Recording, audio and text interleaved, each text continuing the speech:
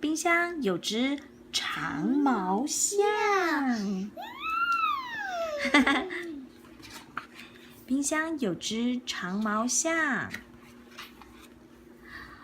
爸爸，冰箱里有一只长毛象。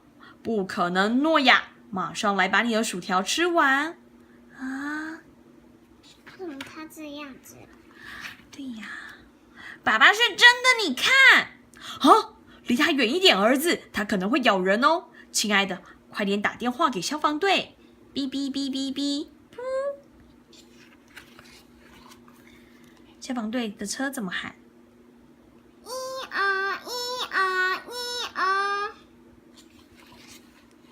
早安，太太，我们是捕箱大队哦，请赶快进来。好，准备好了吗？1、2、3。哦，糟糕！毛象跑了。快把它抓起来！嘣嘣嘣嘣嘣嘣嘣！咻咻咻！现在该怎么办呢？有点耐心，它迟早会下来的。该不会我们要在这里等到秋天吧？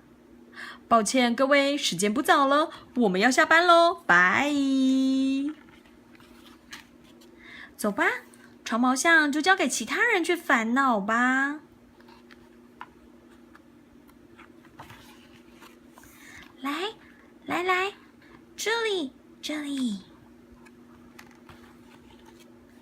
这里有好吃的红萝卜哟，快点过来吧。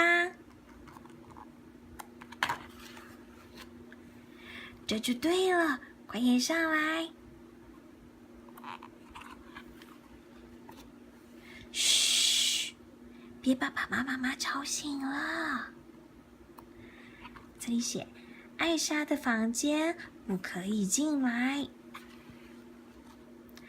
告诉你哦，这是我最后一次救你了，你再这样捣蛋，大家都会被发现的。The end.